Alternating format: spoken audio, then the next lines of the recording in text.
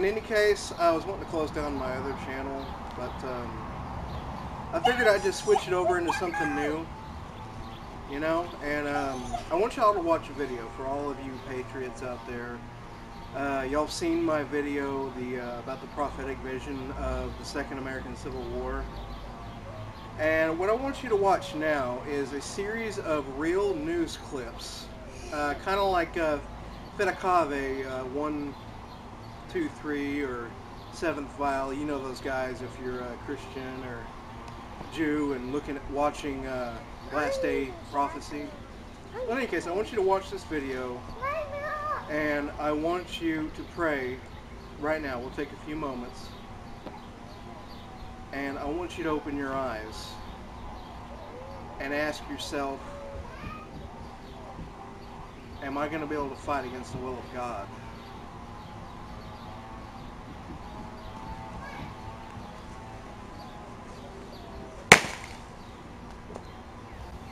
But using the slogan, they got through the USA Patriot Act, which removes many of our liberties.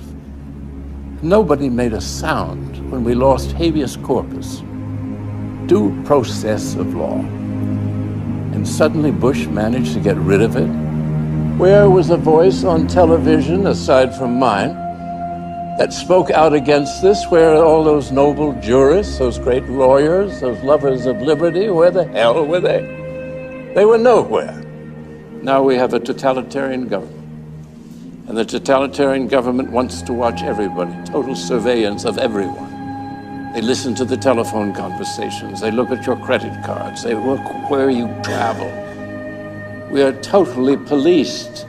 This is contrary to everything in our Constitution.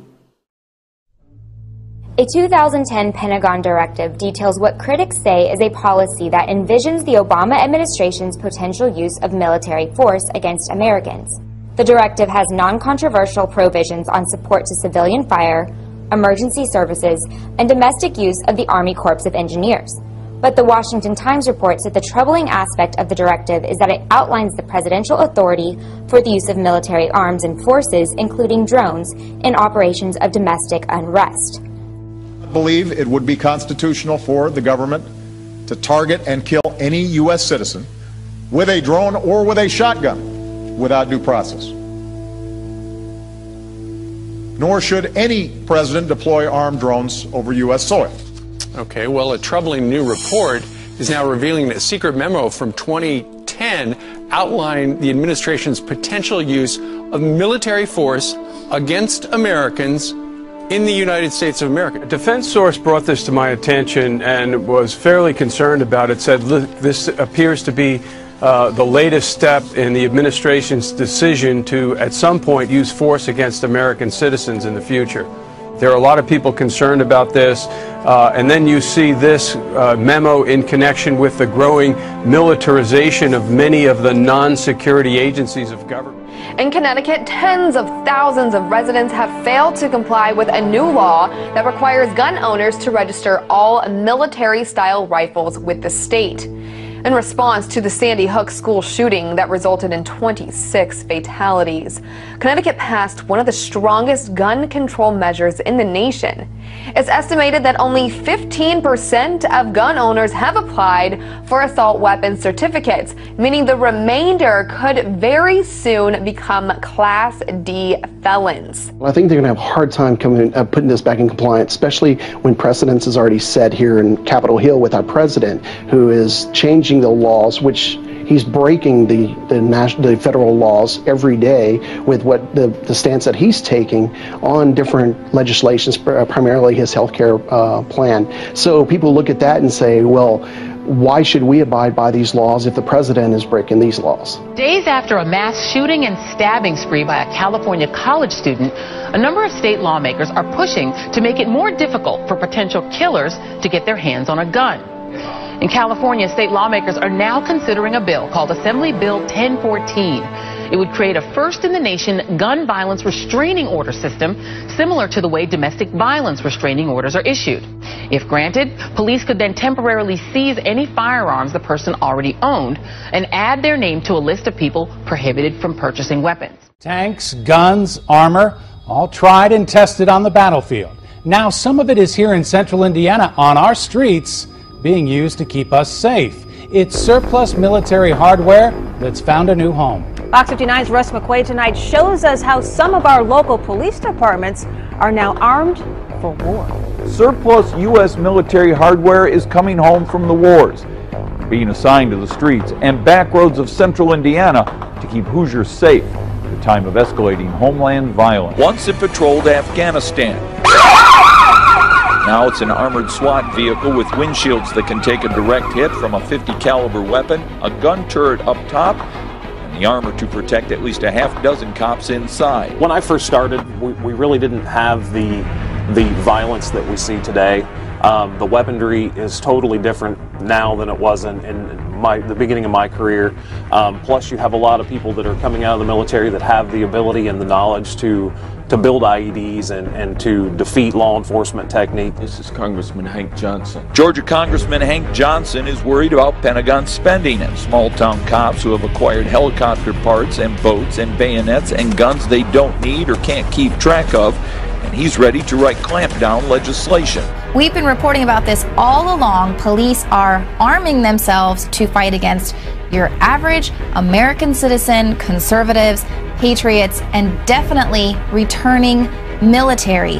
Why aren't people seeing this? Well, perhaps because their local news stations are massaging it into their brain that this is completely normal.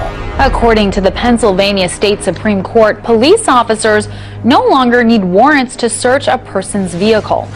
The Pennsylvania Supreme Court ruled 4-2 that police officers can search a vehicle without a warrant. Critics say the ruling gives too much power to police and will infringe on citizens' privacy. Are you ready for the next big thing? It may be moving in with you. The Financial Times reports that next week Apple will announce a new way to connect you to what techies call the Internet of Things. One of the concepts people have been talking about is Apple getting into what they call kind of the smart home or the Internet of Things. That's an area a lot of big companies like Google are very interested in, so you know Apple's got to be interested in it also. If we have this sort of home invasion, if you will, by all these devices, do you think this is something consumers want or are going to embrace? You know, it's something we've thought about since the World's Fair, since the Jetsons. It's an intriguing concept. I'm not sure how much of it people actually want to integrate into their lives. You think this is the next frontier of technology, Dan? It's one of the potential next frontiers, and whether somebody, maybe a big guy like Apple, can get everything to work together, that's always the key, getting everybody on the same plan at the same time. I would be fascinated if someone doesn't want this technology, because I think it's amazing. It's life-changing. Yeah, certainly. The National Security Agency is collecting a massive trove of images that it intercepts over social media, emails, and texts, some which are so clear it can use them in its facial recognition operations. According to the New York Times, top-secret NSA documents indicate that the spy agency's global facial recognition technology has seen huge growth in the last 4 years.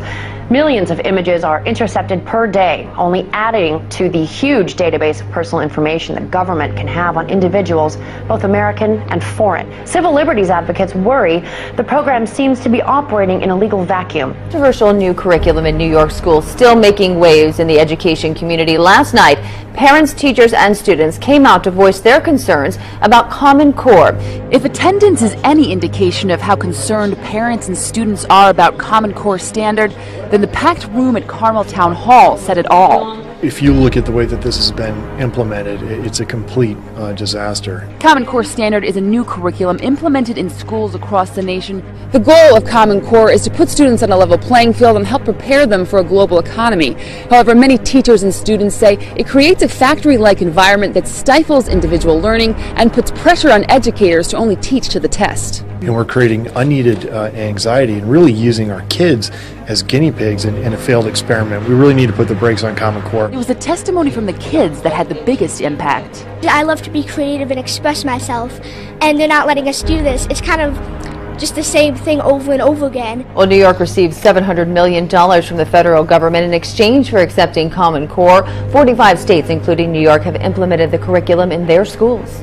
And now to Florida, where a school teacher allegedly humiliated a 12-year-old boy in front of an entire class after she caught him reading the Bible during what was designated as free reading time. I begin with that shocking lawsuit. A Connecticut family claiming their 3 daughters were brainwashed into joining a religious cult by teachers and, of course, that guidance counselor at the high school. On the outside, it's a typical suburban school. But on the inside, a new lawsuit claims 4 staff members at Avon High School in Connecticut tried to brainwash 3 sisters, and their parents had no idea, indoctrinating them, quote, into a religious cult that promotes martyrdom and celebrates death, leaving them flat and distant, reclusive, secretive, and non-communicative. Adding, they began speaking in a bizarre new language and cut off all of their communications with the family. This case strikes at the heart of the First Amendment. It's absurd. Why don't you have me arrested? Why don't we do that as a civics lesson? Nice First Amendment lesson, right? It's absurd, but everybody's playing around about what the content of this is. Nobody's talking about censoring the book.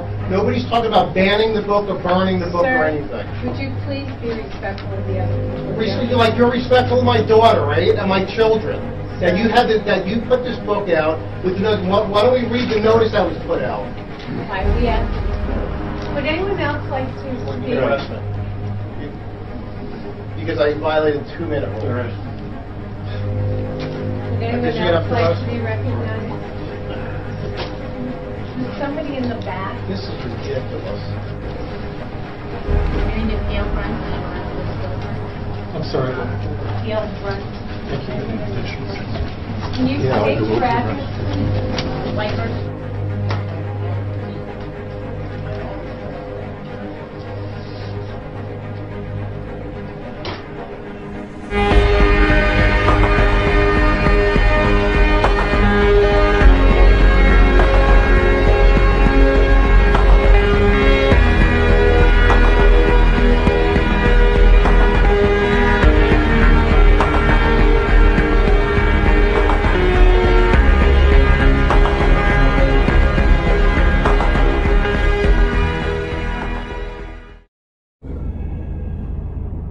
The world is changing with accelerating speed. This presents opportunity, but also new dangers. It will be your generation's task to respond to this new world. Where we face new challenges.